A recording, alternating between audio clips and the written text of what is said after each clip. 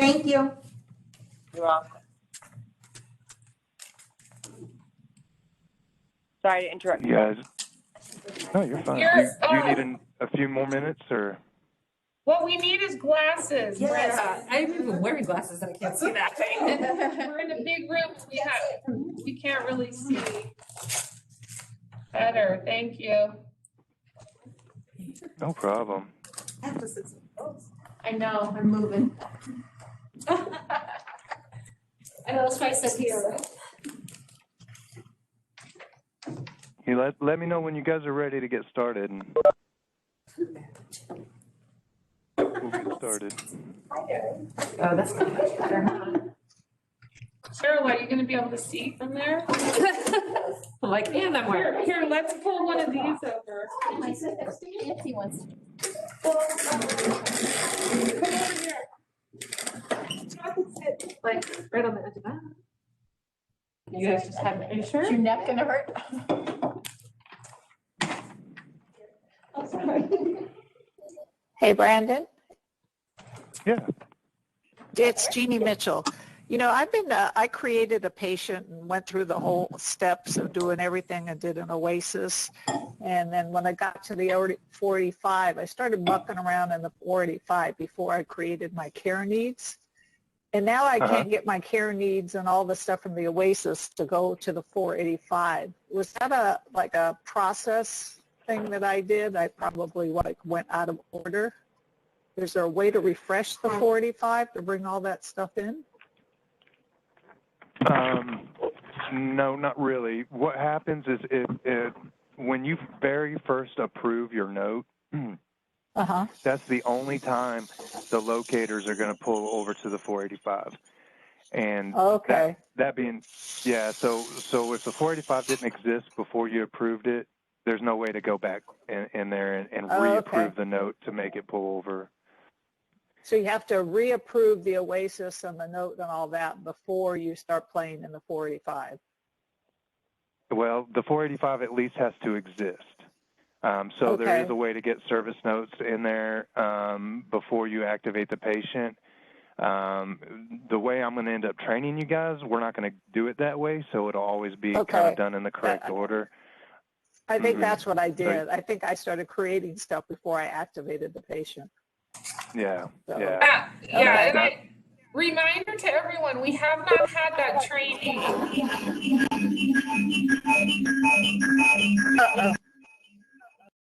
I just put, Julie, I had to mute you. I think there was some feedback. If you call in and use computer audio, sometimes we'll hear that feedback. And if I do, I'll try to mute you real quick. But that's what's causing it is speakers and, computer audio going through the phones, and it just creates that feedback.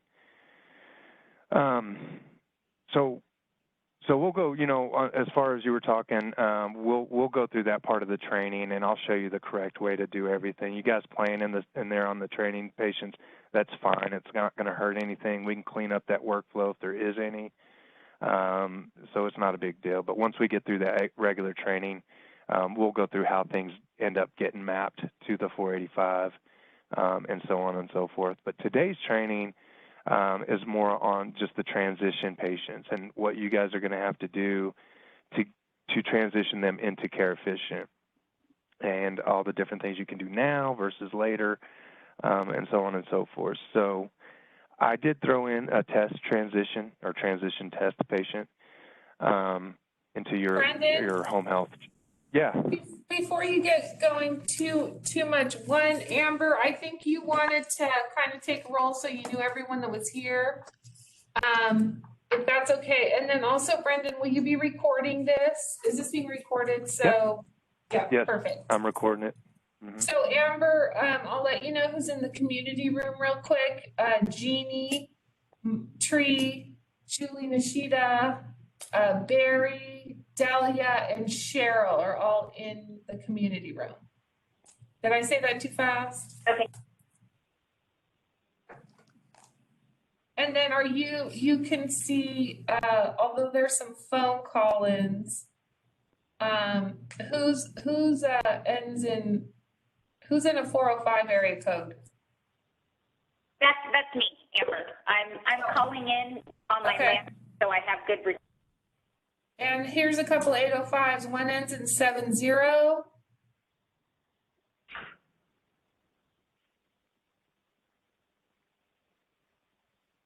Somebody else ends in 17.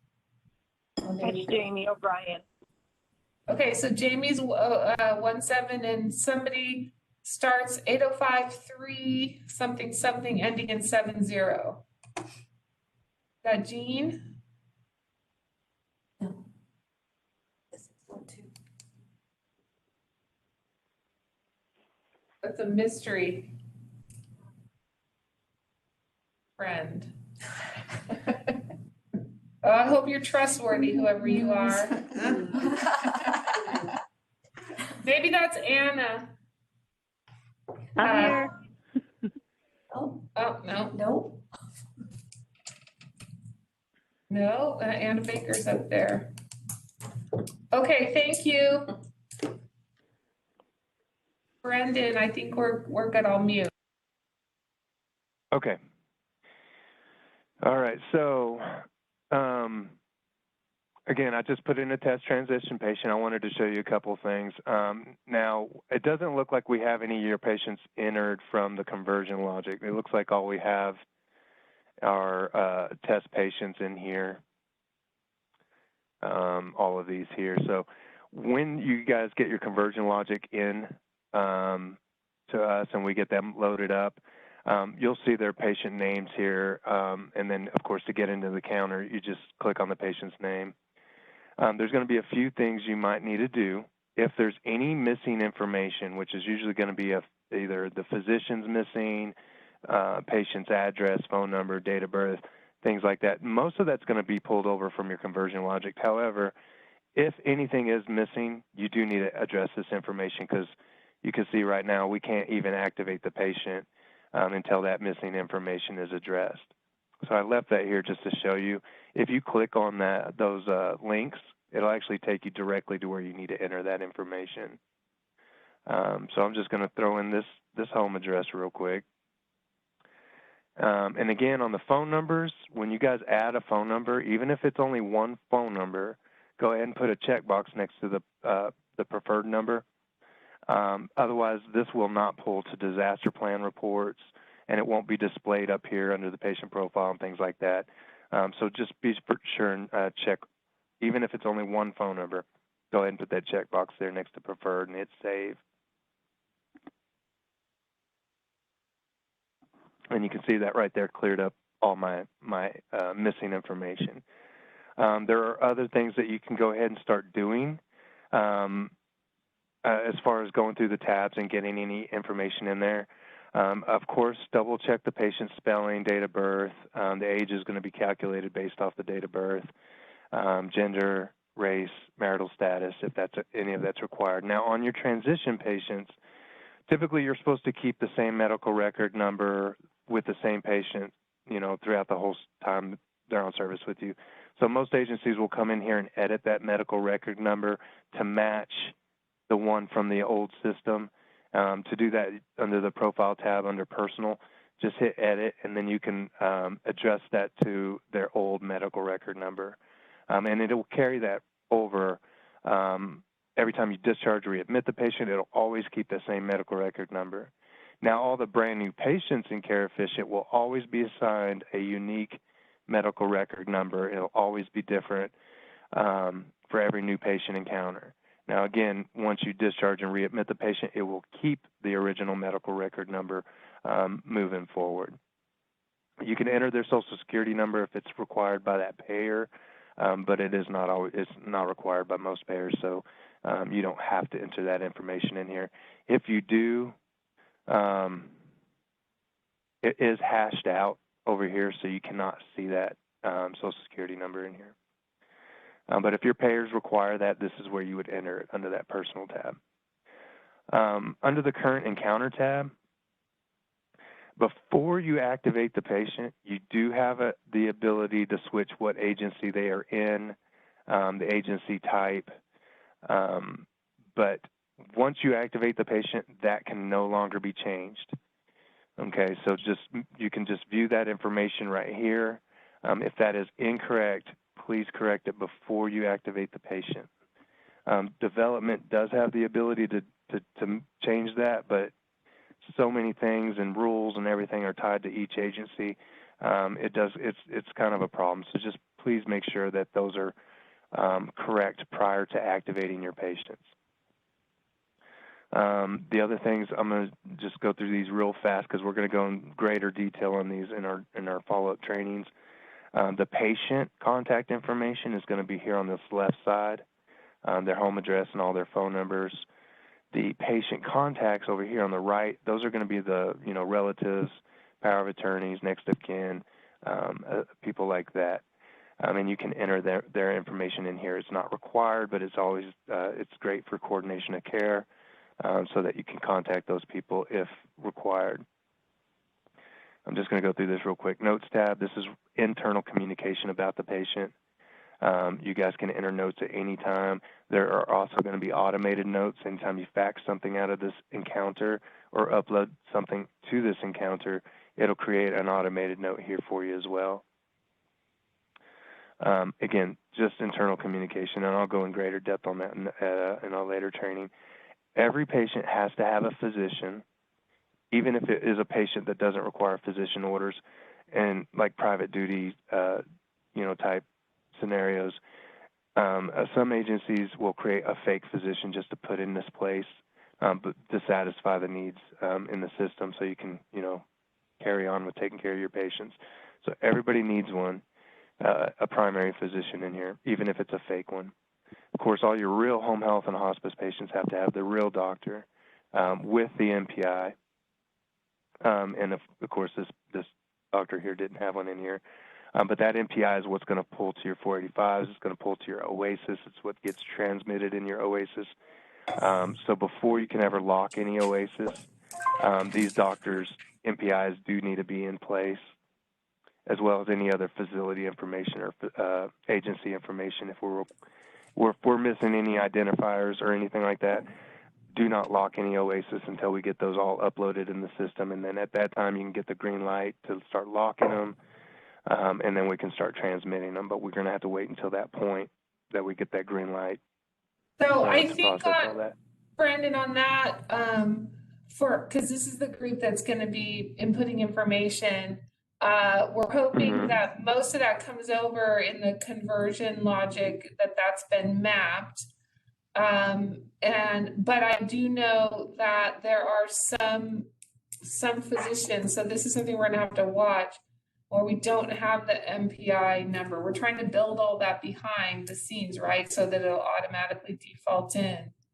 But there are going to be some that are not going to be there, and we're going to have to go back and grab it.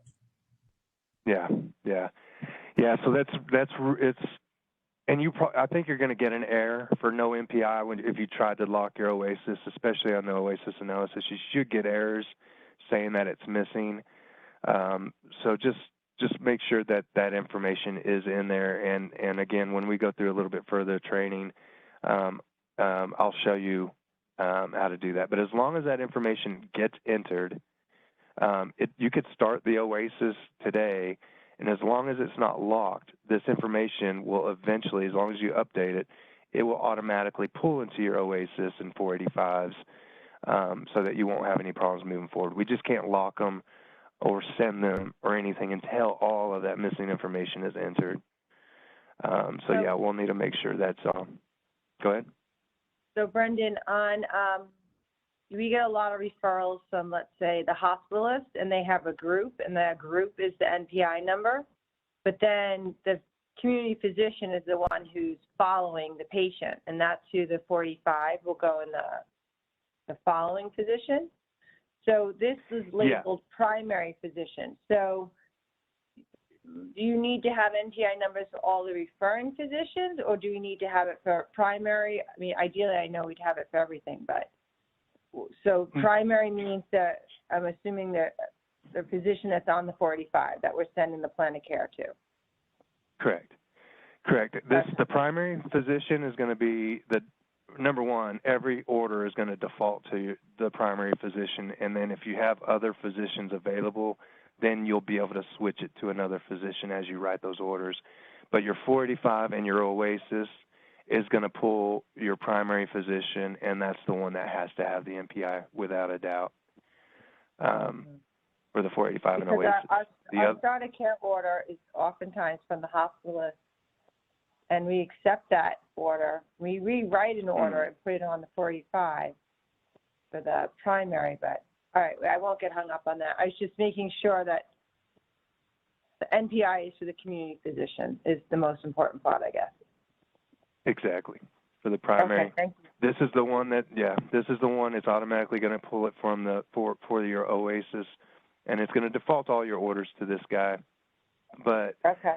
you do have the option to send and receive orders from any additional physicians involved in that patient's care. So no matter what, you have to have the primary, and the primary needs to have an MPI for any home health patient that has, OASIS involved in orders. And would we get an error if, so sometimes we have Kaiser doctors and, we have a general NPI number for these Kaiser doctors. Will it show up as an error if we have more than one doctor listed with the same NPI number? Yes. In fact, the system will not let you enter the same MPI. The development would be the only ones that they could override that for us. But, it has to be. The system's going to tell you if that is in use anywhere else. Okay, that's good to know. So that's I'm sure Molly's on that, but we talked a little bit about that last week, so that's why I was wondering. Thank you. Absolutely. And again, your primary should pull over from that conversion logic, but if it is not, you'll need to add that physician here, and any other additional physicians as well. And so it's pretty easy. Just click on Add Physician. You're going to get a little pop-up. You can type in the first and last name, or you can leave it blank and hit Search, and every available physician is going to be in here to choose from. And you can add, again, as many additional doctors as you need, but the primary one is the one that is going to pull the MPI for the OASIS and 485. So that's the most important one. And I'd be careful about, because we just talked about how you cannot use an MPI more than once in the system, I'd be careful who could add physicians, just because of that. Sometimes you may have seen scenarios where a doctor goes by a nickname, Bob instead of Robert or something like that.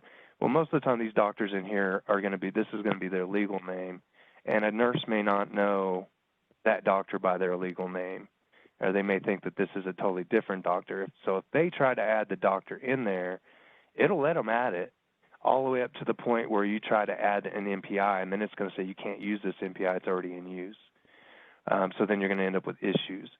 And then the only way to delete a doctor out of the system 100% is to make sure there is absolutely nothing tied to that physician. No orders, no referral orders, no medications, anything that you can tie a physician to has to be 100% undone to be able to delete those physicians. So I'd be careful about who does that, because I've seen them add physicians left and right, and it's a duplicate. Well, then you got to just turn around and do all this work to correct that information so you can get rid of the incorrect doctor and have the correct doctor attached to everything. So just FYI on that. But anyway, you just find your doctors in here, put a checkbox next to it, and hit Save, and that will pull it into the encounter. Now, once there's more than one doctor in here, you do have the ability to move them up and down in order. So if this one is actually the primary, you can click the top button, and that'll move them up to the primary position. And you can move them in any sequence. The sequence down here doesn't matter, other than that's the order they're going to show up in the drop-down list if you switch an order to a different physician. So it doesn't really matter. Primary is the one that matters the most over everything. On these transition patients, if you guys want to go ahead and list that last facility before their start of care, you can. It's again, this is going to be for coordination of care in case you needed to contact that facility to get updated med lists or, different information you might need from that facility about that client. So it's good for coordination of care here. Your documents tab, again, this is where you're going to add forms such as home health consents and agreements, ABNs, HHCCNs, NOMNOCs, all your standard Medicare forms, and then any other patient forms that you guys may want to add. For now, for your transition patients, you probably aren't going to add any of those there. However, you might want to get their original consents and agreements uploaded to this encounter so it's available here as well. Any referral orders, this is where you're going to upload any lab results, any photos of wounds and things like that. Anything uploaded to this record will end up being displayed here. And you guys can just click on the document description to view that, or there'll be check boxes next to everything, and you can download an entire batch of documents for an ADR or something like that. So you guys can start uploading documents as soon as those patients are in here if you want to get that done. This doesn't have to be done at all or in any kind of order. It's just something you guys can work on if you want to do that. The clinical tab is really important for these transition patients because we don't have a service note in our system that's going to pull this information from. When you like for a typical home health patient, episodic payer like Medicare, you're going to do your research visit in your old system. For those episodic payers, you're going to do that research visit in the old system. As far as their service note goes, just the regular documentation. You do not want to enter OASIS, or at least you do not want to transmit any of those research OASIS from the old system. We want to manually get those entered here so we can transmit them out of here, and it's going to prevent any kind of errors or issues down the road. So you're going to wrap up your billing, and whether it's an episodic payer, a monthly payer, a weekly payer, you want to wrap up that billing week or that billing month or that episodic billing from your old system, and then we're going to start building everything moving forward in Care Efficient. Okay? So since there is not a service note to pull your disaster plans, advanced directives, and all those locators that will pull to the 485, since you do not have that in the system to pull from, you have to manually enter that information here. So you can add clinical teams if you have a case manager or a clinical manager in the office. You know, as large as you guys are, usually there's somebody in that kind of a position that manages a certain number of patients in your census. This would be where you can identify who's in the office and maybe the field clinical manager that's working with this patient out in the field. You can identify them here. That way your other field staff, if they have an issue with this patient, they can come to the clinical tab and identify who in the office they need to call. There's also a way to set up teams in the system, which is a really good way to split up the patients and the workflow for those patients, which you guys may want to do as large as you are. And I'll go over the teams on our next training, but it's a way to identify what team they may be on. In addition to that, we have a clinical team that you can identify. Basically, it's going to give you a list of all the associates that are available. And you can put a checkbox next to every associate that's involved in this patient's care, and then you can check who the primary discipline is and save that. And you'll identify an entire team here if you wanted to use that function. You don't have to. Again, these are all just coordination here, very helpful stuff. The specialty skills, you guys can use these, or again, it's optional.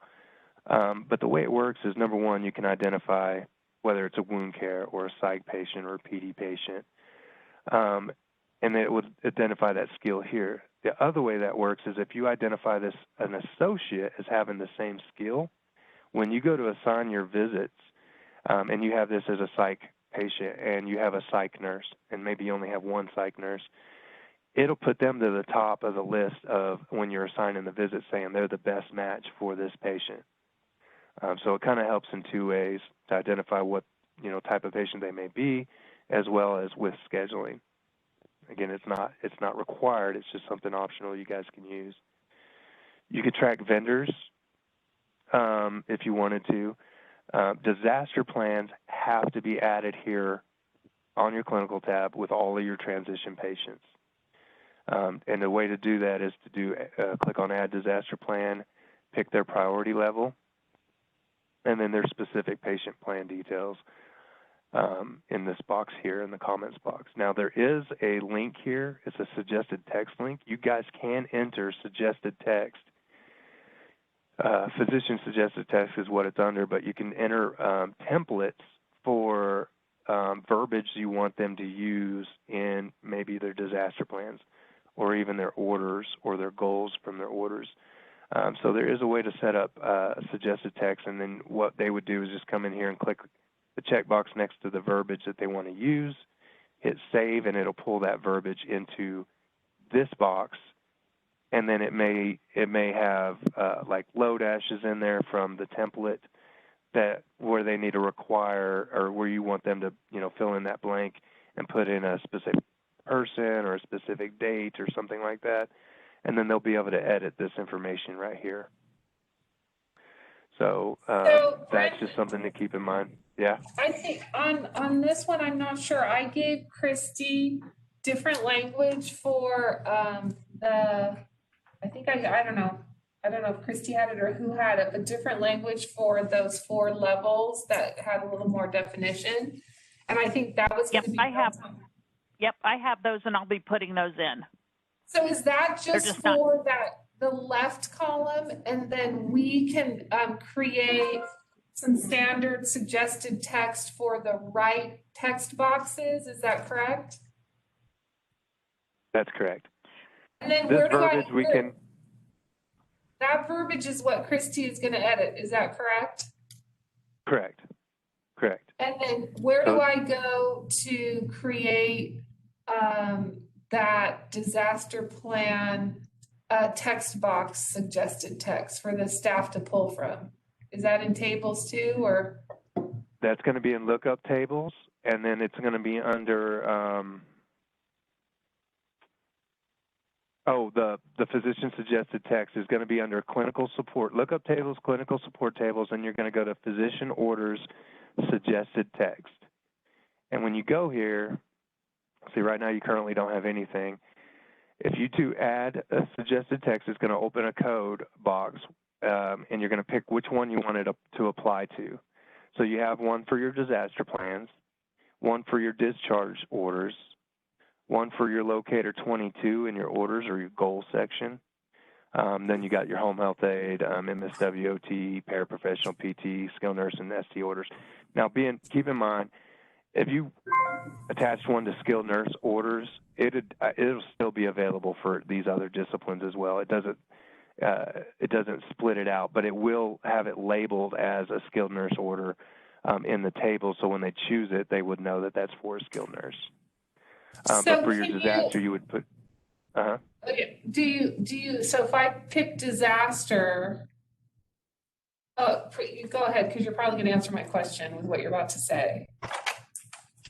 Yeah. So if you label this for disaster and then you put in your verbiage here, and again, you'll may need to backdate some start dates.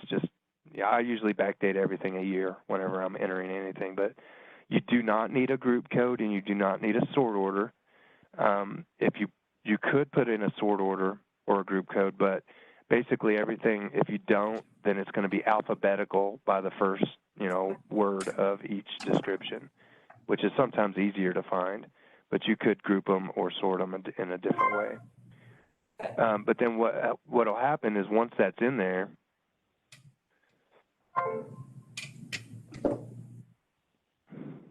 and you go down here to the disaster plan,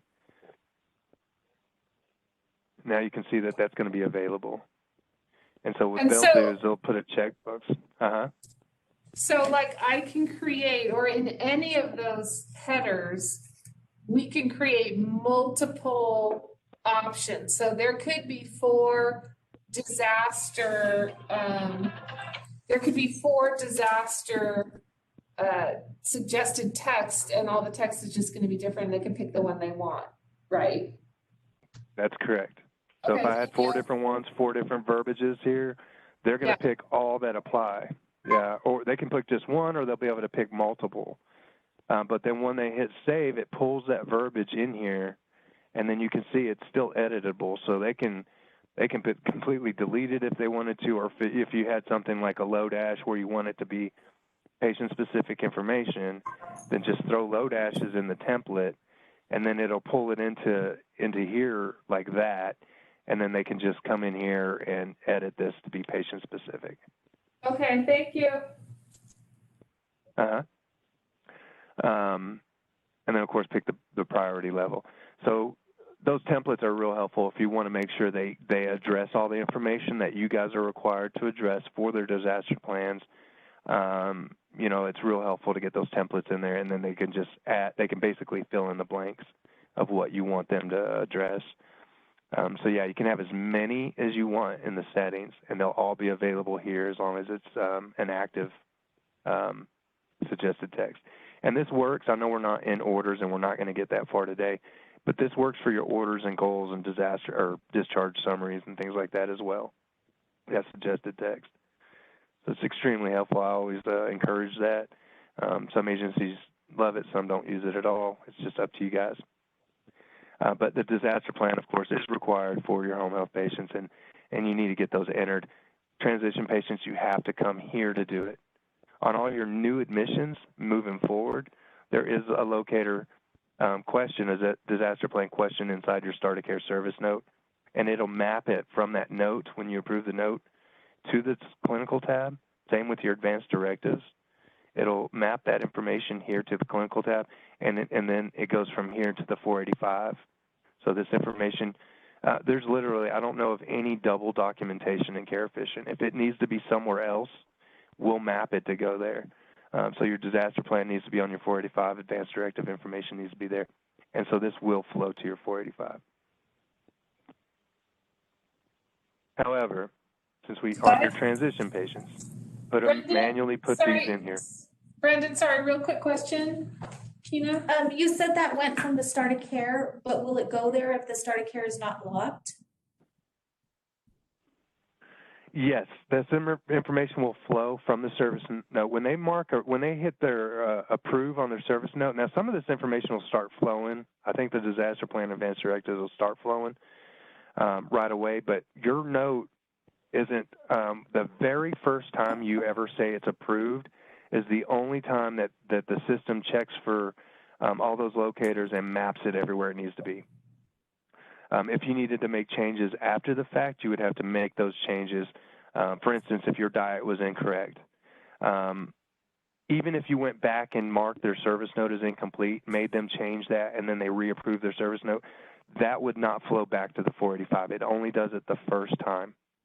So if something was incorrect on those locators, you would literally just have to go to the 485 and correct that information directly on the 485. And then moving forward, things will start flowing from 485 to 485 in the future. But and there's always ways to correct everything in here. But the only time that note is evaluated for the locators is the first time they mark it as approved. And then we're going to go through this in training later, but that being said, if it's an OASIS issue, if you just need to make changes to the OASIS questions, you won't go back to the service note to do that. You'll just do those changes under the orders tab, and those changes flow back to the service note. So if you were to print off that service note for an ADR, it would have the correct OASIS information in it. But that's down the road. We're going to have to get to that at a later time. Okay, thank you. Again, transition. The transitions is the training is basically telling you what you guys can go ahead and get started and how to get these patients activated and move forward. You know, with these transition patients, start of cares and stuff. We're going to do that on one of our very next visit meeting. We're going to go over that. Your vital sign parameters. These work in two ways. You do, no matter what, if it's a transition or a brand new admission in Care Efficient, these have to be added on the clinical tab. To do that, you just click Add Default Vital. Now, your settings, you can adjust what these base numbers are, what your base ranges are. So these numbers, these values are pulled from your settings. If you want them to be a little bit different, you can adjust them in the settings, and when they add them here, it'll have those updated numbers. However, you can still make it patient-specific and address those numbers per patient. Now, some of these may not apply to that patient, blood sugars, weights, O2 sats. You may not, they may not be a diabetic or a CHF or a respiratory type patient, so you may not worry about some of these vitals. So just get them adjusted the way you want and hit save. And then you can trash can the ones that don't apply to this patient, like the blood sugars, weights, and O2 sats. Just get rid of them. These work in two ways. One, they're going to flow to your 485, so the doctor's going to sign for your ranges. And two, when you're inside of a service note and documenting a vital sign, if it is outside of that range, it's going to give them a little red asterisk with a white exclamation point in it. That's giving them a heads up, hey, this is out of range. If they hover over that icon, it'll tell them the range should be 97.5 to 101. It doesn't give them an error when they try to stop or, save their note or approve their note, because it truly could be outside the range. But that's giving you a heads up. You need to call the doctor and let them know this vital sign is outside the parameters that doctor signed for. So it gives you a heads up. Give them a call. Document that you called them, and, no new orders received, whatever the issue is, or write a new order if you have a new order. But that's how these work. And these do need to be manually entered on every patient, not just your transition. So go ahead, you guys can go ahead and get these added to all these transition patients now. Brandon, Okay. a question. Does there have to be something in there? Because from the hospice side of things, there's generally no parameters identified. And sometimes vitals aren't even being taken. So does there have to be something in this part? No. Okay, thank you. This does not have to be used. It's usually used for the home health side, but it may not always be. But yes, for the ones that need it, go ahead and use it. If they don't need it, just ignore this. Don't even add any of these vitals, and you'll be fine. It's not good. You're welcome. Sorry, DMEs, it's Christy. Just so you guys know, the transition for hospice is a little bit different. So the layout of the chart is the same, but because we transition at the beginning of a month, we'll be transitioning up most of the patients before their recertification. So you'll be doing the recert visit in the system. So things are a little bit different. So we'll be doing a training for those of you that are on the hospice side too. We'll be doing a training on transitioning hospice. Sorry, Brendan. Thank you. Oh, you're fine. This DME section here is not, it's for hospice. It's not really for the home health, because hospice have to provide the DMEs when they're on service. This will create workflow that you have outstanding DMEs that have not been returned yet. So this will create workflow to track your DMEs. These do not flow to your 485. So for your home health, I don't recommend using this at all, because it doesn't flow anywhere. It creates workflow that you don't need. So the DMEs, there's actually a question inside your start of care that maps to your 485, or on these transition patients, once you activate them, you'll manually add the DMEs to the 485. So do not use this here for home health patients, just your hospice. Advanced directives, you'll go ahead and get these. You guys can get these entered for your patients anytime you want. Once these patients are in the system, you can go ahead and start adding this information. And again, this will flow to your 485s as well. Just since I'm here, you can track vaccines. These would need to be added to your settings as well, the lookup tables. But you could track their vaccinations as well, if you guys needed to do that. Now, for the VBP, value-based purchasing, that's a whole nother place that you're going to do that. So you wouldn't not do that here. Programs, this is just something, if you guys offer specific programs for patients, you could identify that. It would also have to be added to the settings. Some agencies also use this for, like, if they're community-based programs like Meals on Wheels, adult daycares, and things like that. If you guys needed to or wanted to track that they're on a community program, again, it could be added to the settings, and you could identify that here. And the disciplines, as soon as you start ordering any discipline for this patient, you're going to start seeing, skilled nurse, PT, home health aide, et cetera. So just at a quick glance, you'll see what disciplines are involved in this patient's care. You guys can go ahead and start adding the medications to the medications tab. These do flow to the 485 as long as the 485 is in an initiated or saved status. Once you approve your 485, if you add medications, you'll actually have to create an interim order and send that out separately. But when you restart the patient, it's going to pull your updated med list over to the meds section of the 485, and you won't really have to make changes as long as you guys are updating these meds as you go. So you can go ahead and start adding meds. I'll go through this quickly this time, but again, I'll go in more depth next time. To add the meds, just click on Add Medication. Initially, it's going to be a new or existing. And you can type in part or all of the spelling of that med and then hit the drop-down box, and it's going to filter down to anything with that spelling in there.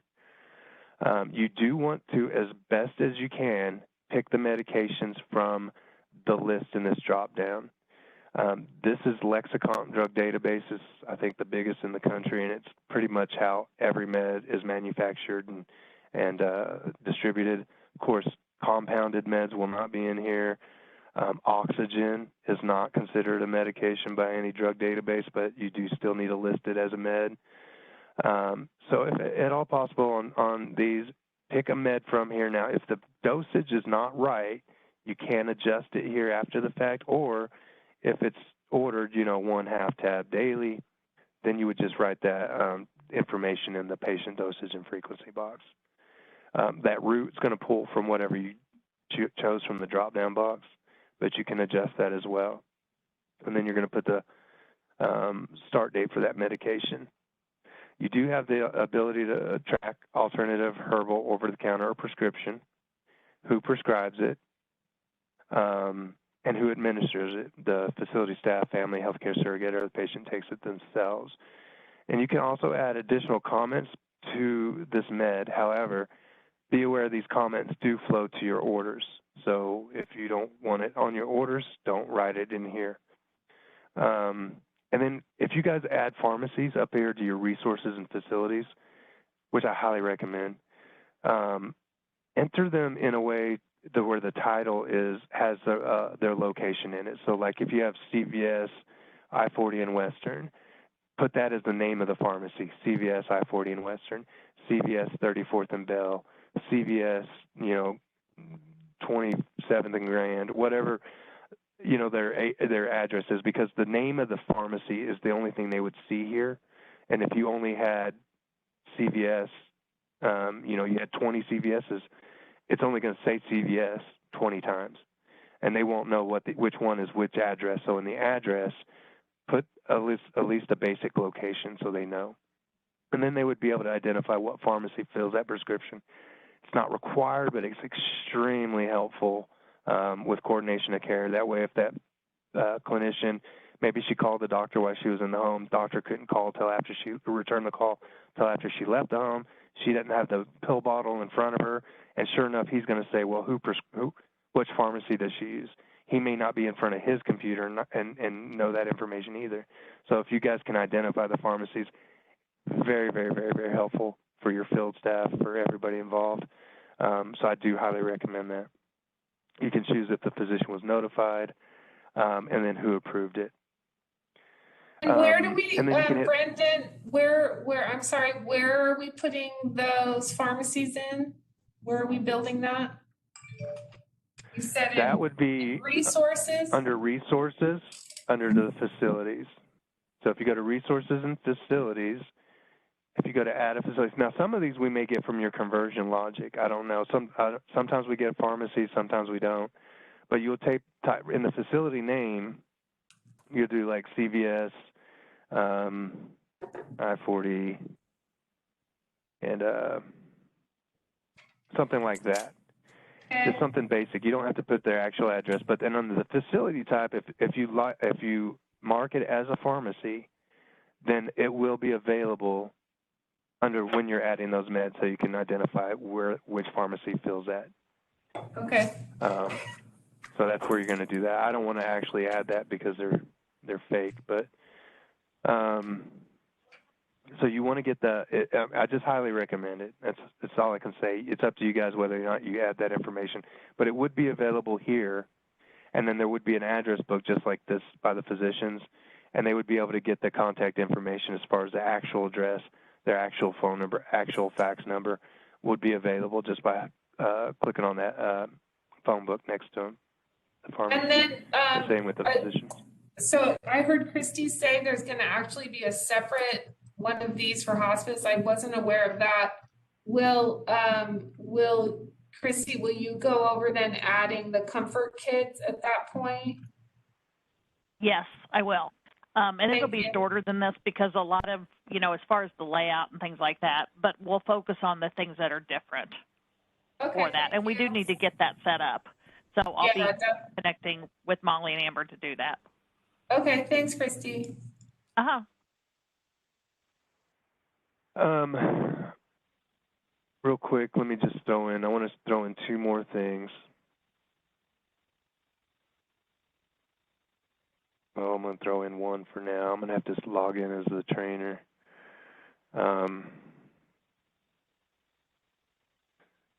So real quick, before I log back out and in, once you have more than one medication in there, if there is a drug-to-drug interaction, it will give you that drug-to-drug interaction table here, which will tell you the severity level and between what two drugs. And if you hover over this icon next to it, it'll tell you what that interaction information is. Again, I'm going to go through this super fast just because we don't have a whole lot of time and we still need to go over some very important steps on these transition patients. But I did want to show you, because even on these transitions, you're going to come across this scenario. So remember I said oxygen is not considered a medication by any drug database, and that being said, same thing with wound care supplies. If you were to type in oxygen, you'll see some similar spelling meds, but you will not find oxygen. No matter how hard you look, it's not going to be there. So in something like this, you can click off of the drop-down box and just basically override everything.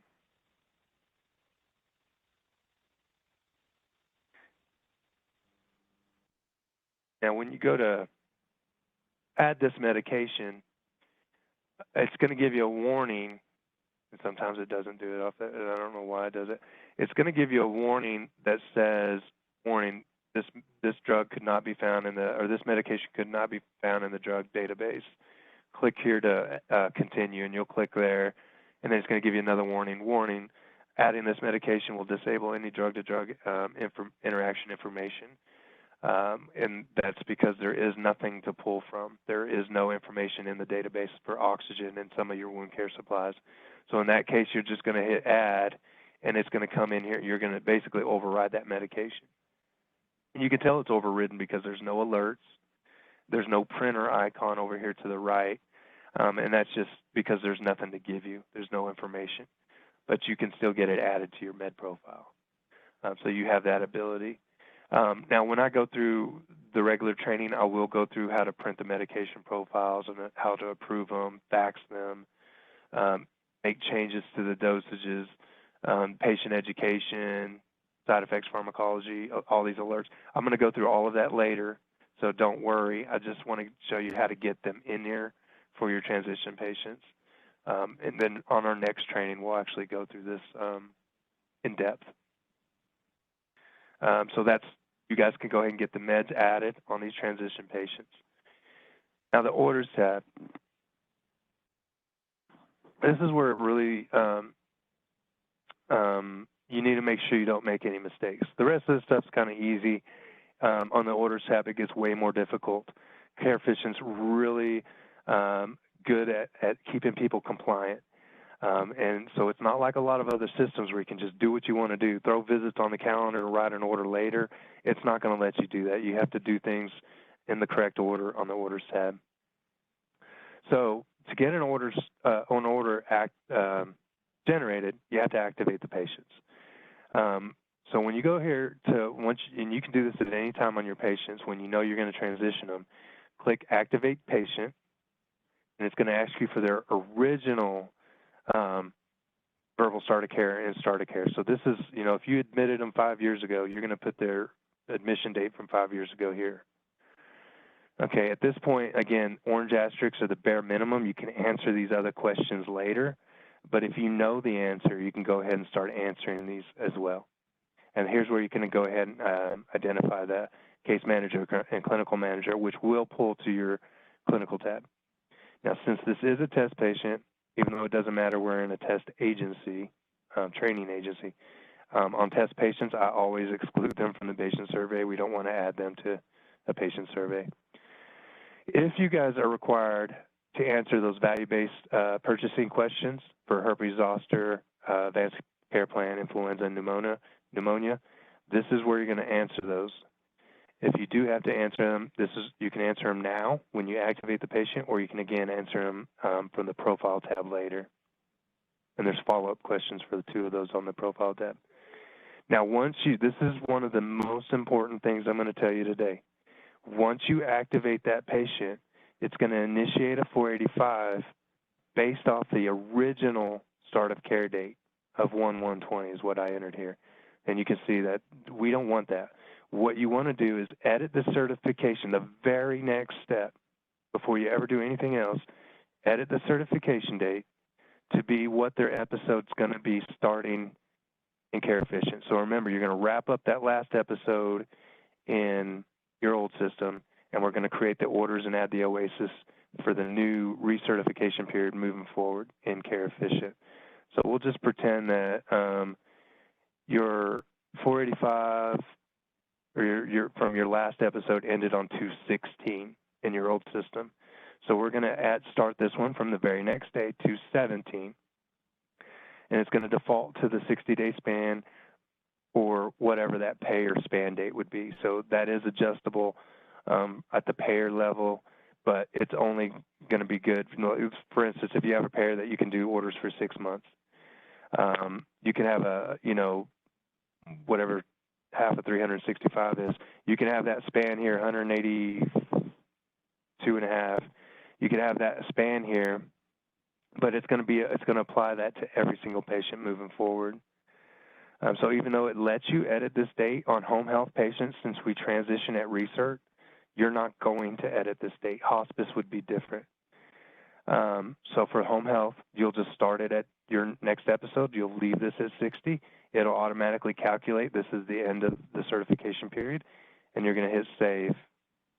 Now we can, let go of holding our breath. We can, because this is the one thing that causes the most problems. If you don't edit this, you're going to have to back up everything that you've ever done to get this link back. Once you add any additional orders, you cannot edit the certification date anymore. So you have to do it immediately, and you can't do it until you activate the patient. So activate the patient, immediately go to the orders tab, edit that certification date. I can't emphasize this enough. Once that is added, you remember the service note is in the old system. We're going to just do the 485 and then in Care Efficient, and we're going to add the OASIS, the Recert OASIS to Care Efficient. So for the orders, we've already edited the date so it exists. You can click on the edit pencil and you can get in here and manually start filling everything out. Your diagnosis codes, if you know the ICD-10 code, that's the easiest way to do it. Just type it in, hit the drop-down box, and it'll filter from the 72,000 codes down to that one code.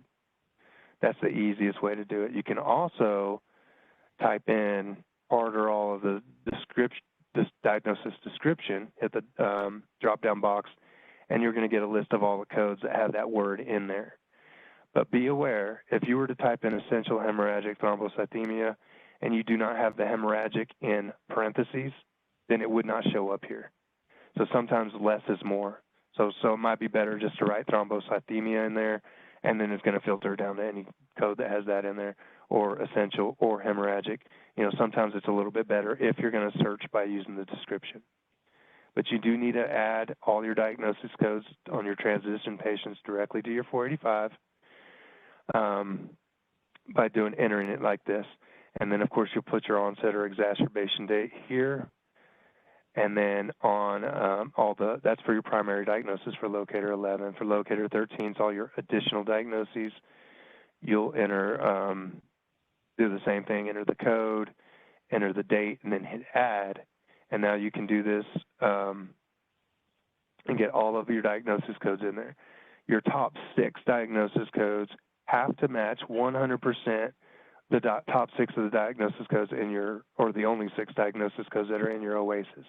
They have to match in order exactly, or you will not be able to lock your OASIS when you get to that point. So this is how you can enter those diagnosis codes. You can also, of course, once you get more than one in here, you can highlight them, move them up and down. Order matters, so you can, put them in the right order. If you put it in incorrectly, you can delete it by hitting the X after you highlight it. So this is how you're going to manage your codes. Of course, you can do your surgical procedure codes and other surgical procedure codes in the same fashion.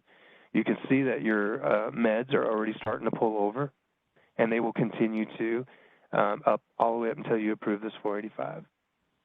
All these locators have to be filled out. This is the one where it matters for home health, as for your DMEs. Go ahead and get those updated. You do not have to have information in these boxes to approve your 485. You just have to have at least a primary diagnosis, activities permitted, mental status, prognosis, and then orders, descriptions, and rehab potentials and discharge plans. So they may not have functional limitations. So if they don't, just don't answer it, and that's fine. You won't be you won't get an error trying to approve this. But again, transition patients manually fill all this out.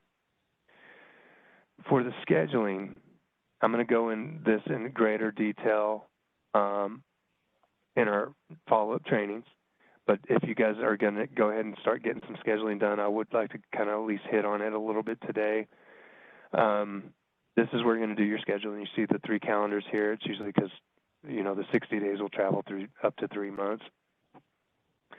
And then you're going to see your disciplines here, your frequencies, your amount and durations, and the add link. So for your disciplines, you have your skilled nurse, PT, OT, ST, MSW, home health aide, and then your others for hospice. You would choose your discipline, and then your frequency type. The most common is weekly with home health. You do have a monthly, which would be like, 1 time a month for 1 month, 2 times a month for 2 months, whatever you'd like to do there. That's a little bit more common for hospice as well. You do have a daily frequency, which is the only way you can get more than 1 visit on a day unless you write additional orders. So this is going to be more like for if you're going to go see a patient 3 times a day for 60 days. This would plot 3 visits a day for the full 60 days. That's if it's ordered in a daily frequency, you will never be able to drag and drop a visit off that day. It's you're stuck to the 3 times a day. And then the Q would be like Q 3 days for every 60 days. This will plot 1 visit every 3 days for 60 days. I don't see this used too often, but it's available. And then your PRNs. You'll put your total number of PRNs and hit add. These do not physically go on the calendar until you do another step later, which I'm going to go through on our follow-up training. They'll be available. Of course, you need to write what those are specifically for, 3 for falls, 1 for Foley change, things like that. You would need to edit that in your order description, what those are going to be specific for. But for now, I'm going to get rid of those. I'm going to go back to the most common way of scheduling, which is the weekly duration frequency. So you can see that Sunday, Monday, Tuesday is grayed out. Go ahead. So this is Jeannie. So we're doing this on patients that have not been, we're just transitioning them over in anticipation that they will become a research. So we're filling out as much of this as you're saying, and then it's the clinician's responsibility then to come in and make the edits, or the PAS or whomever we decide agency-wide? Correct. Okay. Typically that's what's going to happen. You're going to have that nurse that assess the patient on that research visit. They're going to come in here and do their frequencies and durations. and then fill out the rest of this 45. Okay, but so if we can tell them that we filled out as much as we can from the current cert period, and then their obligation is to edit it. And then is this also the workflow for a new admission, that this part of the 45 gets filled out? Nothing flows from the care needs except the orders and the interventions and the goals, correct? Yeah, everything so certainly on the on a new admission, it's kind of cutting out a little bit, but I think I understand your question. Now, on a new admission and care efficient moving forward, they're easier, in my opinion. They're way easier because you don't have to work out of two systems mainly. But your start of care note is going to have, for instance, up to 25 diagnosis codes that you can enter directly in that service note, and they will map over here automatically. Your meds, there's a tab at the top of your inside your service note where you can enter meds, and they'll automatically start flowing over here. And the DMEs, safety measures, allergies, diet, all of these are questions that are inside of that start of care service note. So when you get here from your service note, you won't have to do anything unless there's a correction that needs to be made until you get to scheduling. You cannot do scheduling from within the note. You have to come directly to the order for that. So we don't have to go too much into the scheduling. Since you guys on this transition team aren't really going to be doing this portion of it, we can wait until our next training and go over the scheduling. But I was going to kind of hit on that. But we can address that later. But yeah, so transition patients, though, all of this has to be manually filled out. Starter care is moving forward. They'll just come in here and do their frequencies and durations, maybe address some goals, discharge, rehab potential, discharge plans. And every discipline that you have ordered, you will have an order description box for each discipline. Now, the frequencies and durations that you plot are going to automatically print on the 485 before any of the order descriptions. So don't write your frequencies and durations in this order description, because it's already going to pull it from here and print it. So, and then if there's any discrepancies between what you truly plotted and what you wrote in here, then you're going to have to write a clarification order. Or it could get dinged on your orders. So just let the system print it in front of you, because then you won't ever have a mistake. You'll never have a mistake if you do that. But every discipline will have an order description box. And again, Molly, like we talked about earlier, you have the suggested text. Now, I didn't enter one for any orders, so that disaster one's not showing up. But they would be available here, and you can put suggested text here. A lot of agencies right now are just saying see care needs, because you're going to actually add a separate order for it's called a care needs order, which is going to, well, I take that back. You're not going to have to write additional orders. You're actually just going to attach a care need to this order, so that your interventions and goals are going to merge onto your 485. So locator 21 has always historically been your treatments and your frequencies and durations for each discipline. So that's the kind of information you go here. Now, the care needs that we're going to attach to the order are going to be your interventions and goals that those disciplines they're going to be patient specific and pull into those service notes. So they're going to address those in a little bit different way. Anyway. Can I ask another question about the care needs there? Hi, sure. Sorry.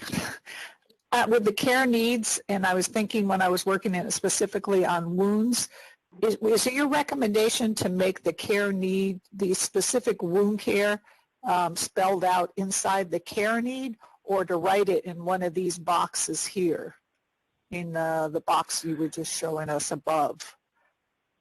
Would we could make a custom box that says specific care need related to this patient and then write out everything as an order, or should it be texted and using the quote unquote kind of library text here? I've seen agencies use it both ways. I kind of think it's better to have the patient, the actual wound care order as a care need, so that specific order is in there.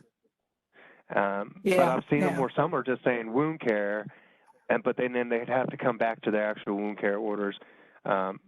visualize that, see exactly what they're supposed to do, and then they're going to have to document that they did it step by step like that. Right. And there's That other, way they can yeah, so document it in the care need. Yeah.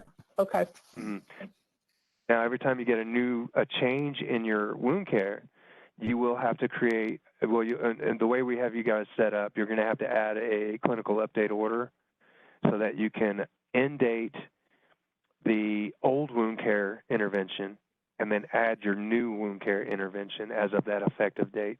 So from that date moving forward, it'll have the correct wound care in the note. So, and we will go through that process in detail as we go through training. But yeah, I recommend it that way. But I've seen them where they don't put wound care in as an intervention at all. They'll just write it in the description here, and then all their other orders. But if those clinicians aren't reading their orders like they're supposed to, then they may not catch it. You know what I mean? If it has the old intervention in the service note and you guys never updated it, then that's what's going to be in the old service note. So that you would have to be very timely on writing your care needs and getting that correct care need wound care instructions into the next notes. So you'll have to be doing that extremely timely. Otherwise, the old wound care will flow over. They may document the incorrect information and you get yourself in some trouble. So you have to be extremely timely. So I'm not going to go over a whole lot of the scheduling since we're kind of going to cover that later. It doesn't sound like you guys are going to do this quite yet anyway.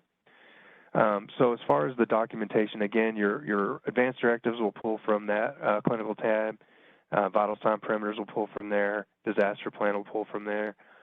All the rest of this on your transition patients, you will need to manually fill this out. And this is all information that CMS does want on the plan of care sent to the physician. So plan of care collaboration is required, strength goals, care preferences, patient representative willingness and ability of caregiver and their hospitalization risk. All needs to go in advanced directives and reason for homebound. So all of this will need to be manually filled out. Hi, it's James. Can you, when you said this is the most important thing I'm going to show you today. Let me show it to you again. Exactly, yeah. Because now we're talking about other things, and I'm like, wait a second, what is the most important thing I need to learn today? So yeah, would you mind that going back? is It's the step from where we were loading all this information to this is the most important step.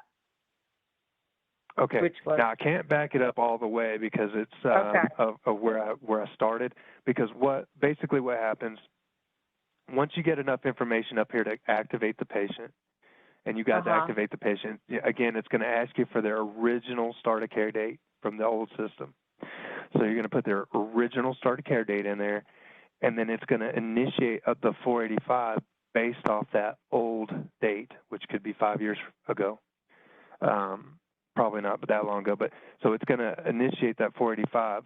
So the very next step that you need to do as soon as you activate the patient is come to the orders tab, and you're going to choose edit certification date.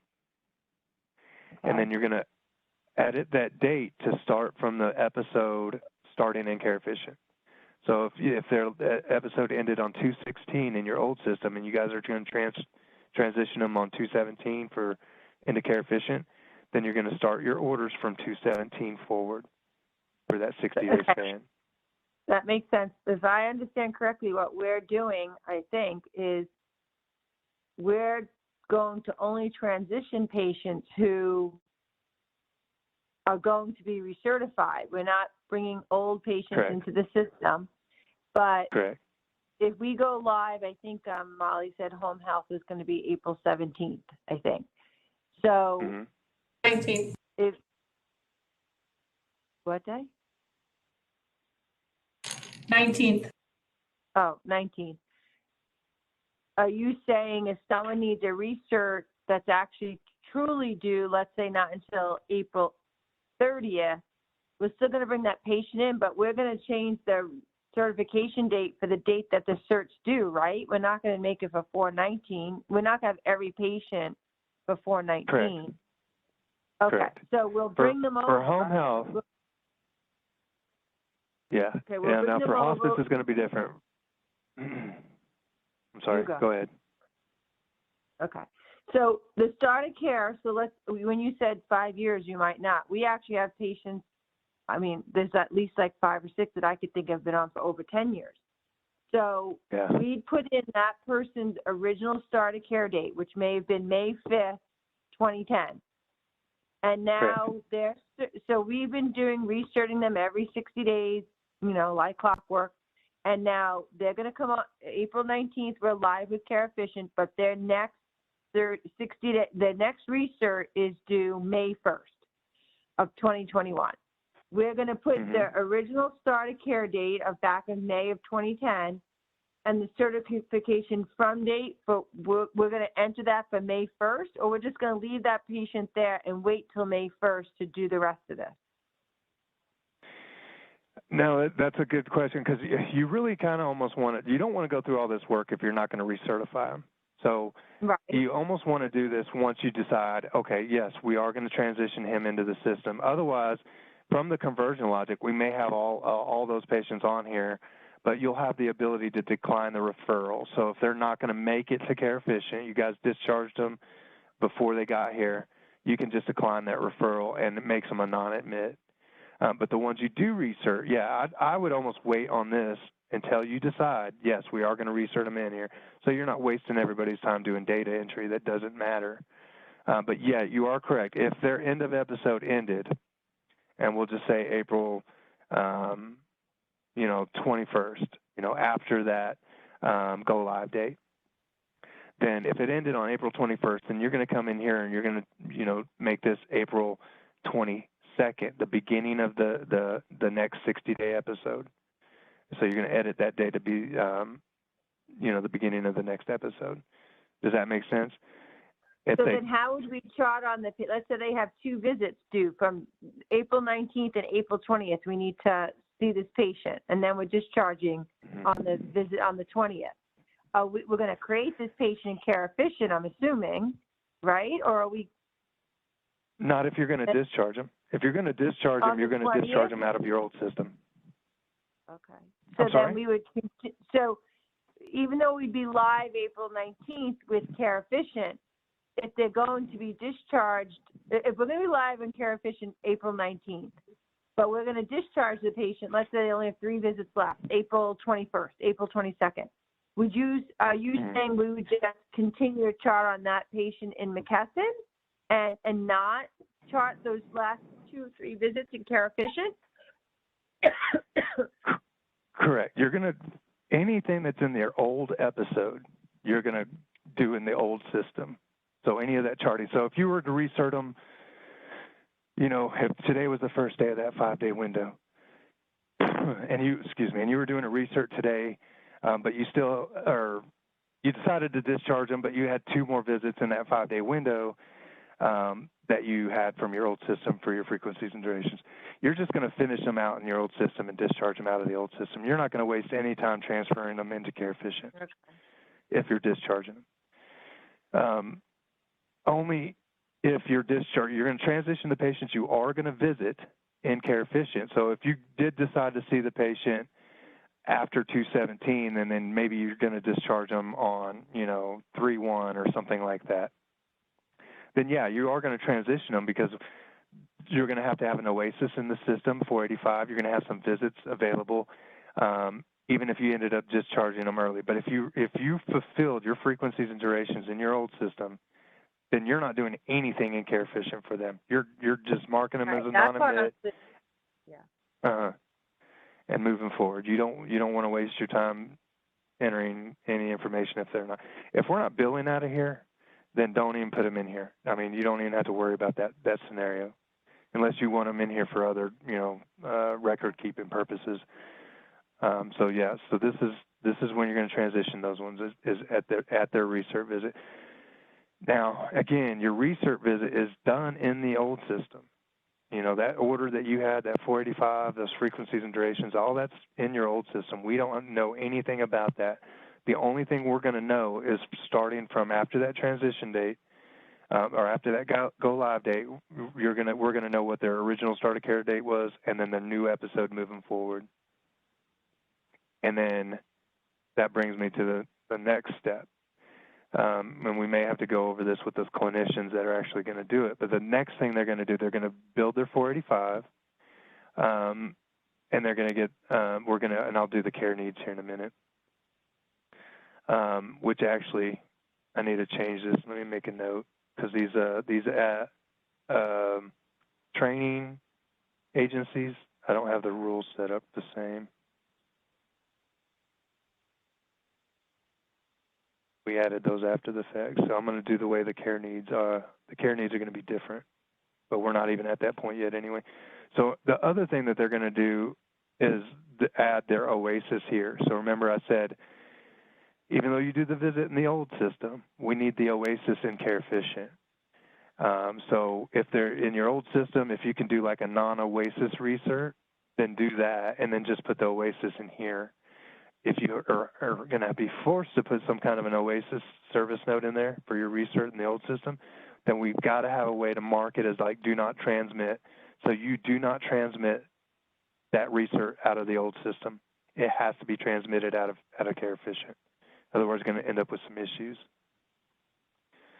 Okay, so the next thing that the clinicians are going to end up doing is they're going to choose, hover over the action item menu after this patient's been activated, after you've edited those cert dates, is they're going to hover over the action item menu next to that 485, and they're going to choose Add OASIS. Now, for a transition patient, this is all you're going to have the option for initially. So you'll just hit Save to get your Recert OASIS in here. Now, real quick, while I'm in here, at the beginning of the call, remember I mentioned how some MPIs and locators may not be in here, and we do not want to lock this OASIS until they are updated. This is where that information is going to be pulling from. These grayed out ones, you have to address this information somewhere else before it'll update in here. So for like a CMS certification number, we'd have to do that under the organization settings. MPI would have to be added to the MPI for the physician before it pulls over. If the patient's name was spelled wrong, we'd have to fix that on the profile tab. Medicare number would have to be fixed on the patient payer tab, et cetera. So this information has to be corrected somewhere else. Even though you can't change it here, you have to correct it somewhere else, and then before you lock it, and then that will pull into here that updated information. Any OASIS that's marked either 1, 2, 3, or 4, these will automatically pull to the OASIS file build, and we will transmit these OASIS. If you mark any other number, then these do not flow to the OASIS file build, which is a different training as well. But so typically traditional Medicare is going to be number 1, and of course HMO Managed Care Advantage Plan is number 2, and then your Medicaids will be 3 and 4 for traditional and managed. Just be aware of that. If you're not 1, 2, 3, or 4, this OASIS won't even go to the file build. So be aware of that. The clinician will enter their name here as who performed that, and it'll automatically mark the discipline based off the discipline associated with that clinician. The date of the assessment is obviously your recertification date, the date they went out there and assessed the patient, which would be within the 5-day window prior to this new episode that we just had started on 2/17. So they'll put that date from the old system, the date they did that research here. Some of these are going to be grayed out, especially these OASIS questions, because another great thing about Care Efficient, about keeping people compliant, is you can only do OASIS in logical time point sequence. So for transition patients, obviously, we need that research. For starter cares, it won't let you do anything besides a starter care. Now, once that starter care is in there, then you can start adding these other ones. But the patient has to be in the status that they're going into to get the correct OASIS type. For instance, if the patient's going to go on hold and you need to transfer OASIS, you need to place the patient on hold to be able to add the transfer OASIS. Then once you have that in there and you reactivate the patient, then you're going to have the option for the resumption of care. If you will not have the option for resumption of care if you forgot to put in a transfer. You'll never get the option for the resumption. You'll always get an option for another follow-up, but not a resumption, which is totally different. So make sure you guys, and we'll go through that in greater detail when we go through our trainings. I just want you to be aware of that. So some of these are going to be grayed out, and you will not be able to make changes. And it's mainly M100, and then all of this up here in the gray. But the clinician will end up filling out the OASIS completely. There is skip logic in here, by the way. So like M1306, normally it will say, if no, skip to M1322. Well, if you answer no, we take away the M1311, and we automatically skip you to M1322. So just be aware of that. So that's kind of nice to have that. They don't have to remember, am I supposed to skip this? It'll just remove them if they are. Anyway, they'll fill this out all the way, and then at the end, they'll be able to do an analysis or analyze. It's best to hit save and continue. And of course, you have to have an MO90 date before anything. So we'll just say this was done the day before. And so what you guys will do is analyze these OASIS and make sure there is nothing fatal. Anything red is a fatal. EMS will reject this OASIS, no matter what. Brendan, Completely. what you're showing us though is not what the transition team is going to be entering, right? You're saying the no, it clinician, doesn't sound like it. And we'll go over this with your field staff. No, and we've kind of already hit everything. I was just kind of continuing on a little bit since we had time. The only thing the main thing you guys will do is enter and make sure all this information is correct on every tab that you have available. As far as you want to check the profile tab, make sure all of the spelling, the dates are correct. Contact information, again, add that information. Physicians, add the physician if it's not already there. Documents, the transition team will probably be uploading some documents to this encounter. So you guys will be doing that. The clinical tab, like I said, probably be doing a lot of that. The meds, maybe not so much, but if you guys have access to their meds from the old system, they could potentially be entering that in there. And then, of course, when the nurse goes in and admits the patient, if there are any changes, they'd still be able to address these changes here. No, but the biggest thing, once you are able to activate that patient, edit the certification date to the correct date for the transition team to at least, eliminate errors. You don't want your field staff necessarily trying to remember that step, because if they don't, everything's going to be screwed up. So we don't want to do that. So the transition team will do that. The payers should pull from your conversion logic as well, but there may be some missing information, at which we'll have to address that missing information here. And you're not going to have anything on this service notes to worry about. So basically, you guys are going to worry about the profile tab, contact tab, physician tab, documents tab, clinical tab, meds, and orders. And that's all.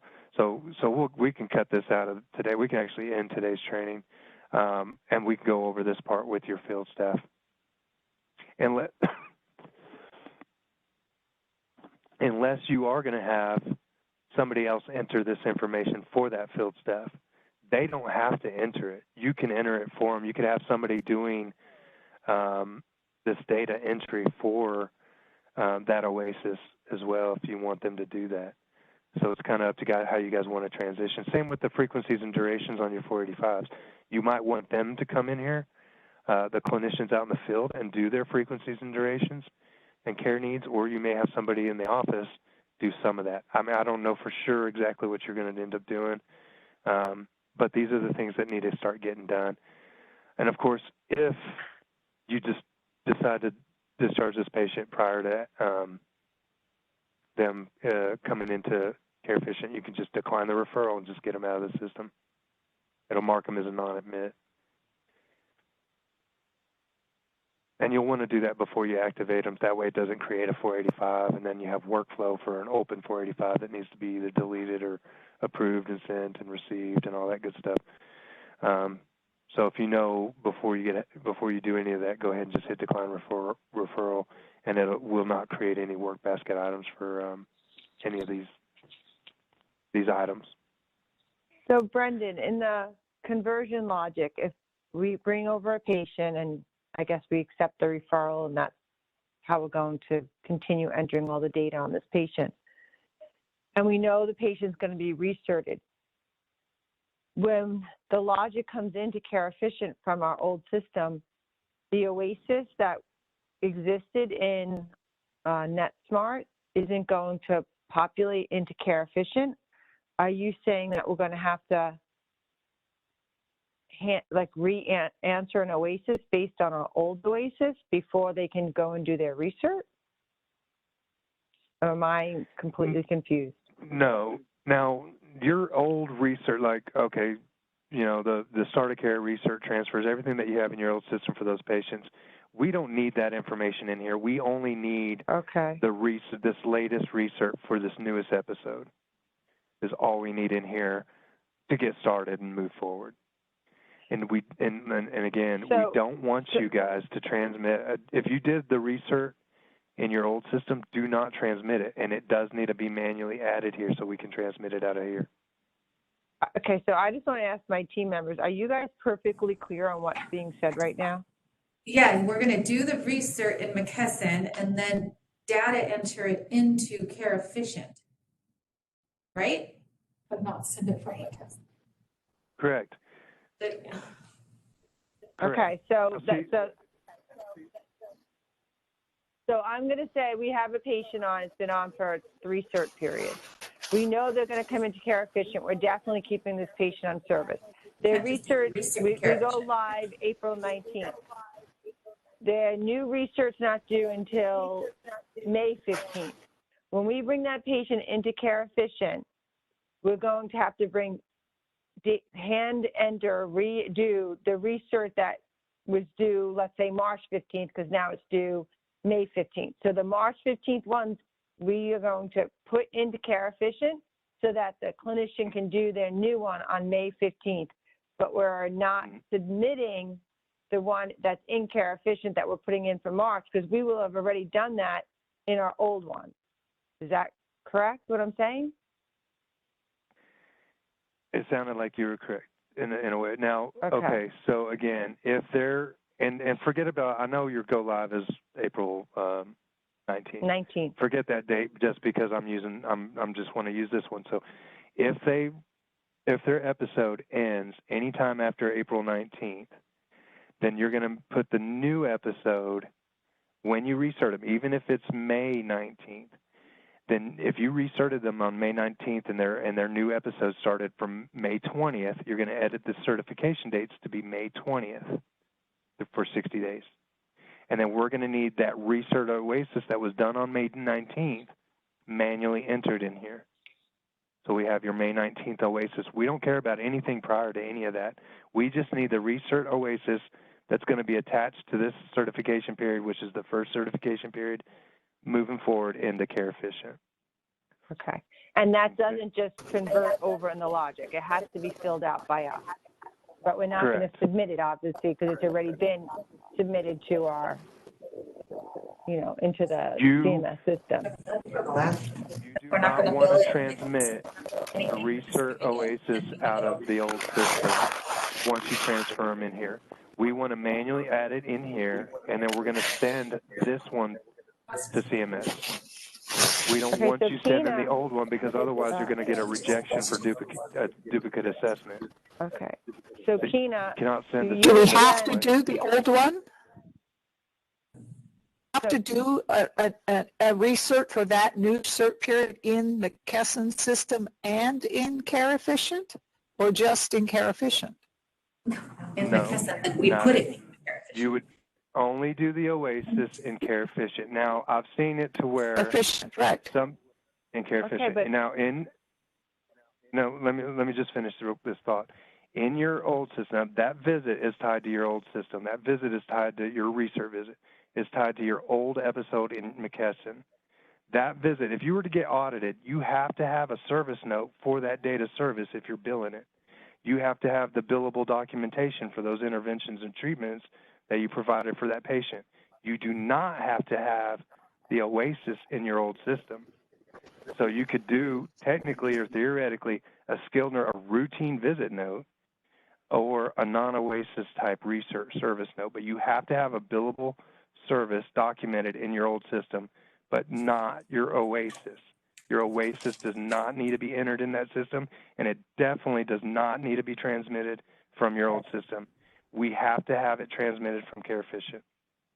So Keena, who's in the room, who does our extractions, and I need to use Brendan just so my head's clear. Our go live date is April 19th. If we do a research on a patient in McKesson on April 4th, yes, we know this patient's going to come into Care Efficient, but April 4th, we do the research, and the clinician does it, does the OASIS. Are we saying we will not extract and send that April 4th research to CMS because we're going to put that into Care Efficient so that it's going to get extracted from Care Efficient and sent? Is that true? Correct. We're not going to get that OASIS out of the old system or that service note out of, so it's not going to be in any of the conversion logic. So the OASIS, now you said like April 4th, that would be a little bit out of the range. If we're converting on April 19th and within that 5-day window, that patient, you know, between, so 1, 2, 3, 4, 5. So anywhere from April 14th, if you recerted them on April 14th, that'd be within the 5-day window. You would do the service in the old system, and then you'll again edit the certification date to start from 4/19 or whatever date. I hate using that same date because they're not going to all be on 4/19. You might have 1 or 2 patients that are that date, but most of them are going to be up for recert anytime after that. So for 60 days, you're going to be working out of 2 systems until they come up for recert. So if you just recerted somebody on 4/18 and you're not going to, or let's say 4/13, because that's way before the 5-day window and you go live at 4/19, they're going to have to stay in your old system for 60 days until you finally recert them again. I think that sounds like different information than I remember us talking about. So when you're saying stay in the system, staff documenting in 2 separate systems for 60 days, I don't think that's what we talked about. Am I misunderstanding? Not on the same patient. There won't be the same patient in 2 systems, but it takes up to 60 days to transfer a patient. Remember, we're going to do them at recert. So we're going to transfer them at recert, transition them into Care Efficient. So once you get them into Care Efficient, you're done with them in the old system, other than wrapping up billing and any other, you know, things you may have to do. You're done once you get them into Care Efficient. But you will have a set of patients in Care Efficient, and you'll have a set of patients you haven't transitioned yet that are still in McKesson, and you're still going to have schedules from both systems until you finally get to transition to those patients all into Care Efficient. Okay, yeah. So that's new, and that's why I'm 60 confused. days. Yeah. So that's why I sound like I don't know what I'm talking about, because that isn't how I understood it. But That is not how I understood it either, because we have a very tight, dead go with McKesson. It's over and done. We, you know, the end of June, we cannot be in it at all. So this, now, you guys, one thing to think about, this is Christy, it is not the same way with hospice. So the date that we're going to transition for hospice, we can transition them all, and we won't have that 2-month waiting period. And it's because of how things are billed. So because of PDGM, you have to wait to a recert period for home health to transition. But because hospice is billed monthly, we can transition them all at the same time. So as you're having this discussion, just think about that.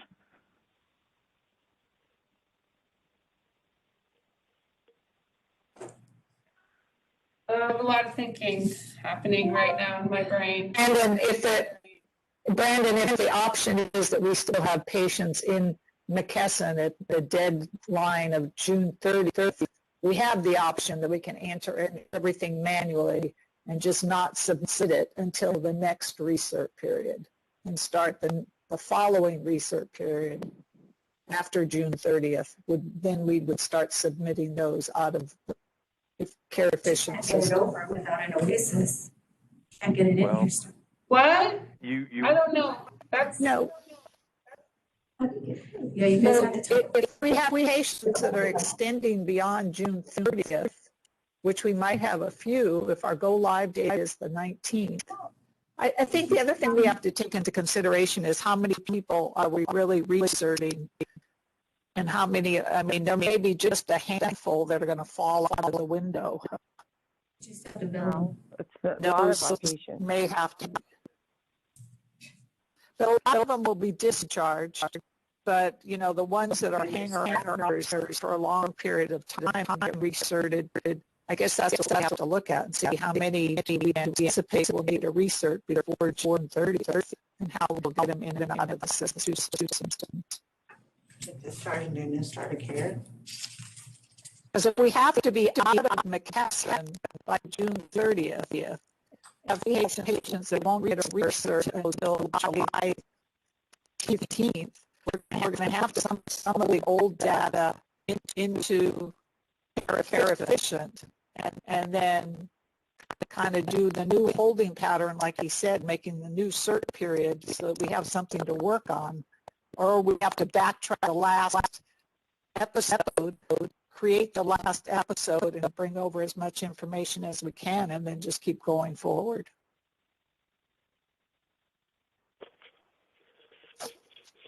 We're gonna have to talk about this offline. Yeah, but that's you know, that's the, and I totally understand you guys' concern and stuff, but that's because of the episodic payer.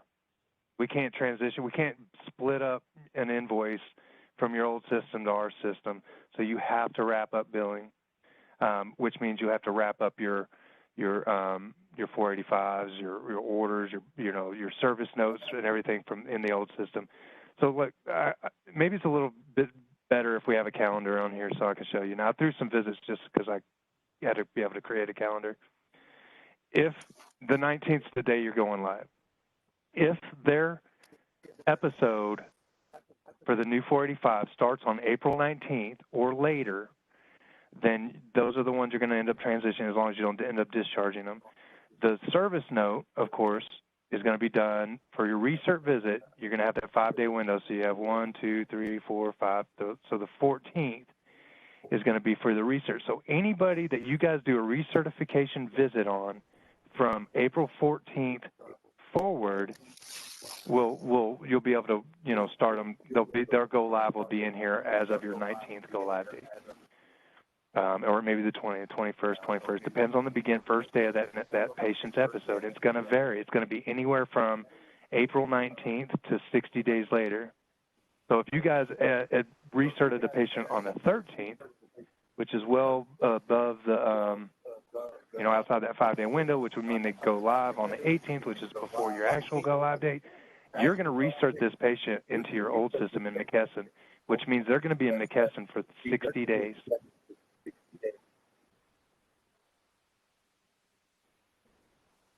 Up to 60 days. And that's completely new to me. I thought every patient that we were going to see from April 19th on, regardless of where they were in their cert period, we were going to have in-care efficient, and we were going to be charting on them in-care efficient from April 19th moving forward. And now what I'm hearing, if I'm hearing you correctly, is only those patients who are being recerted from the 14th till the 19th that are going to be on our service will come into, that we can start those patients. And anyone obviously moving forward who has a new start, that's clear. But from our old patients, if they have a recert, let's say we do it on April 9th, that patient, their 60-day period would be done June 9th, roughly. We will do all of their charting from April 9th to June 9th in McKesson. And then if on June 9th we ascertain that this patient's going to be recerted again, we will then create an episode for that patient in care efficient beginning on June 10th. Is that what you're saying, Brendan? Yes. Okay, and that is completely not how I understood it, which doesn't mean it's good, bad, or indifferent. It's just that isn't what I was originally under the impression of. So as far That as was then we need to, That was also not my impression either. This is Tree. So the other thing now, if this is true and there's no way around that, we need to have a conversation about who goes live first. Because I understand there's additional training that we need for home health, but those patients are going to be pretty close to the end of June, and there's still cleanup and things that have to happen before those bills and stuff get dropped. We may need to think about who goes live April 1st. April Right. 19th. But the problem with that is then hospice has to go live on the 1st of the month, which would put that out. So I thought May 1st, which is hospice wasn't going live until like April 7th or something like that. But you're right. We need to talk about this offline, but it's important for the people who are doing the transitioning of information. We want to be kind of selective then in, how much time and energy we spend on transitioning patients if it's a much smaller window of people, it sounds like.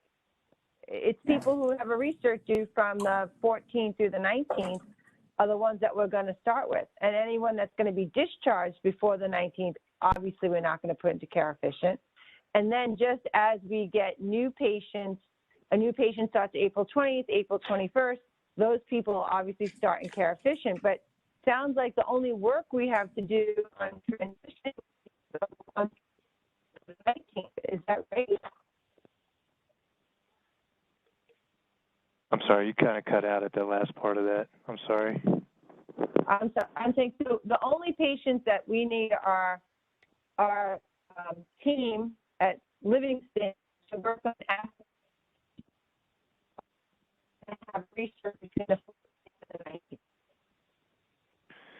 It cut out again really bad. she's cutting out, but what she's saying is the transition team doesn't need to build an episode for any patient in care efficient unless they're going to be restarted after the 14th or the 19th. You have the window to Correct. the 14th. So we look at those long-term people. Who are they? Anyone that we don't think is going to be restarted, there's no sense in especially because we have to keep documenting in McKesson. Correct. Yeah, that's correct. I mean, it's kind of a pain. Again, I wish it was a little bit more like hospice, but episodic billing is just crazy, and that's just the only way we can do it. We have to finish up, the billing in the old system, all the orders, frequencies, and durations that you have committed in your old system. You have to finish those there. But as they come up for recert, absolutely, we move them into here. If you are reserting them, if you're discharged, we just don't waste your time doing anything. Just, mark them as a non-admit, or it's called decline referral, which disappears once you get scheduling on here. But there's a decline referral link that you guys can just click. So even if they came in on a conversion logic, if you don't need them in here, you'll do decline referral, and that's the end of that. You don't have to do anything. So, until you know that decision, if you guys have case conferences and decide are we recerting or discharging, you probably don't want to go in here and waste your time doing a lot of things. But once you decide you are going to recert that patient, that's when you need to go ahead and get them activated, start getting all this missing. If there's any information missing, get that in there. But then, edit the certification date, and then we're going to add the 485 or the OASIS manually for the recert and care efficient. And then moving forward, things are going to be good to go. It's just this transition period that's always so difficult with the episodic. If it was like hospice, you could just, let's do it all on Monday. That'd be amazing. We wouldn't have near the issues. You can transition every patient within 1 month instead of 60 days. But unfortunately, we just can't. We can't do that for home health.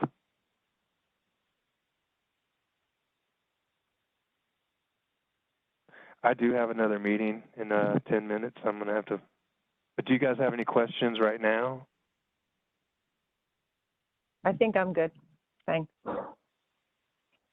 I know it's very confusing, and it's where a lot of people, this is probably the most challenging part of the training, is especially with the field staff, because they don't understand why they're documenting in one system and then doing everything else in the other system. And it's literally because of billing. It's a billing thing, and we have no way around it. So you'll do your billable service note in your old system, but then we're going to build your 485 and put your Oasis in Care Efficient. And then moving forward, everything else will be in Care Efficient. So, but, all right, well, Molly, I know you probably have some discussions to do on your end. I know we pretty much covered everything the transition team would probably be doing as far as what data entry they're going to do. So I think we've covered those questions, but if you have anything else, please reach out to me, JP, Christy, all three of us. Let me know what you have on your mind. And as far as moving forward. Yeah, and then we need to schedule with Christy. Molly was not on this call. She was on Craig's training, so we have to talk, and then we have to set up the hospice transition. Christy, how long do you think that one, how much time for that meeting? Probably an hour. We'll get that set up as soon as we can. Okay. And again, like Brendan said, transitioning hospice is much easier. So it won't be near as in depth. There's still work to be done, but you can transfer everybody at one time. Yeah. Okay. Perfect. Thank you.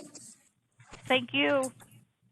Thank you, You Brendan. guys have a great day. Brendan, okay. You're welcome. Bye-bye. Talk to you soon.